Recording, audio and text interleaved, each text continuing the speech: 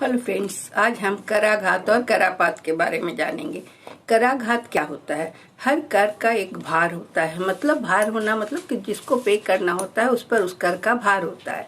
तो सरकार जब कर लगाती है तो उसका वास्तविक भार जिस व्यक्ति को पर पड़ता है उसे कराघात कहते हैं। जैसे इनकम टैक्स है तो इनकम टैक्स पे करने का भार उसी व्यक्ति पर होता है जो इनकम अर्न करता है।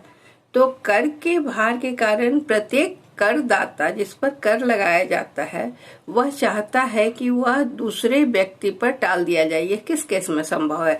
वह अप्रत्यक्ष कर इनकम टैक्स को नहीं टाल सकता है, लेकिन और बाकी सब जो कर होते हैं, जो अप्रत्यक्ष कर होते हैं, वह चाहता है वह व्यक्ति कि दूसरे व्यक्ति पर टाल दिया जाए। तो यह टालने की प्रक्रिया तब तक चलती रहती है जब तक इसे और टालना संभव नहीं होता। तो उस दशा में जिस व्यक्ति पर इसका भार पड़ता है उसे उस पर कर का करापात माना जाता है। मतलब अंत में उसे ही कर देना होता है। जैसे कि प्रोड्यूसर अगर कोई चीज का है तो वो पहले स्टेज पर कर देता है, उसके बाद वो रिटेलर पे पास करता है, रिटेलर उसको कंज्यूमर पर पास करता है। तो ये कर का करापात कंज्यूमर पर होता है, उपभोक्ता पर होता है। तो कराघात और करापात में अंतर क्या है?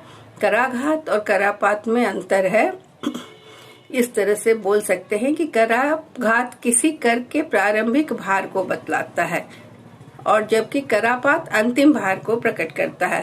तो व्यक्ति अनुभव करता है जिससे सरकार कर वसूल करती है। जो कर देता है उसे कराघात होता है। इसके विपरीत करापात का भार उस व्यक्ति के द्वारा अनुभव किया जाता है जो वास्तव में उस भार को वहन करता है। कराघात के भार को एक व्यक्ति किसी दूसरे पर विवर्तित कर सकता है, लेकिन करापात तो अंतिम पेयर हो गया ना, उसको देना ही है।